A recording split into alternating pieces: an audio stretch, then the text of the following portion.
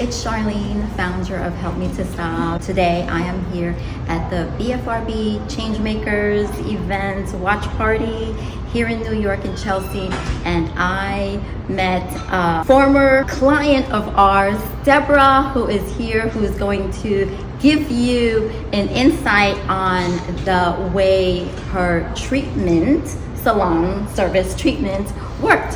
Hi, this is Debra. This is a testimony of how wonderful hair treatments worked for me. I was a client of the salon in around 2008, 2007, and I had a full hair piece glued on and everything, and it really helped my pulling. After I got the piece off, I haven't pulled my head hair since then, and I went from completely bald, like on the top, constantly pulling, to, as you can see, a full set of thick, curly-ish hair.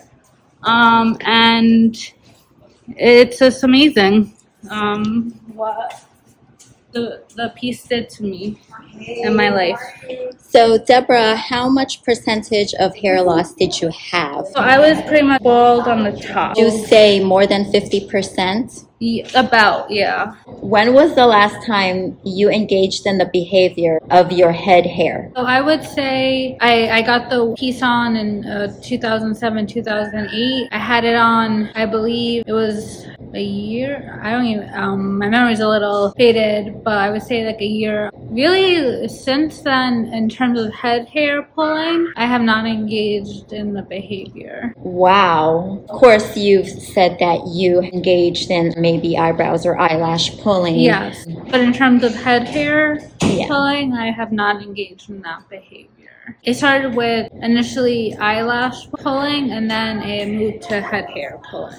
For somebody who wants to get into using hair barriers as an intervention, what is your advice? And there's definitely financial barriers, unfortunately, with, insurance companies not seeing these hair pieces as medical necessity, stopping these behaviors and disorders.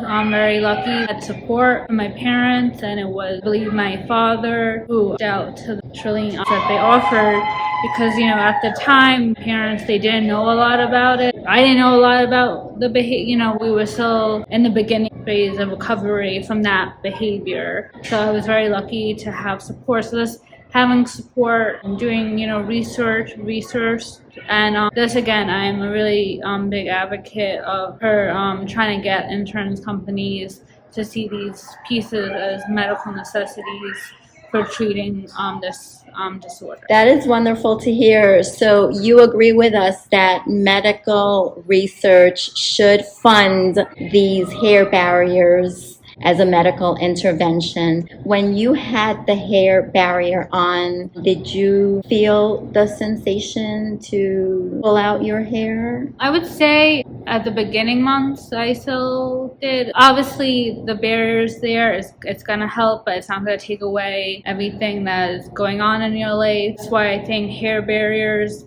in addition to ongoing therapy, if therapy is at a standstill, as they said in the presentation, looking into add medication. Okay, thanks so much, Debra, for your information. And I hope everyone would be educated. And I want to say that hopefully the medical research healthcare team would be a little more educated on the person right before you who had worn a hair barrier during her teenage years.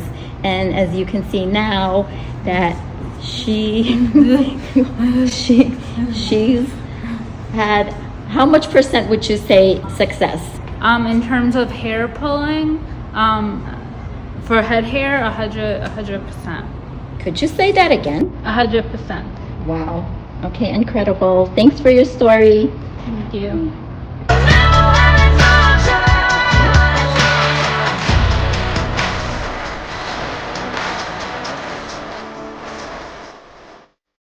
Yeah. All right, Debra. I'm so happy to meet you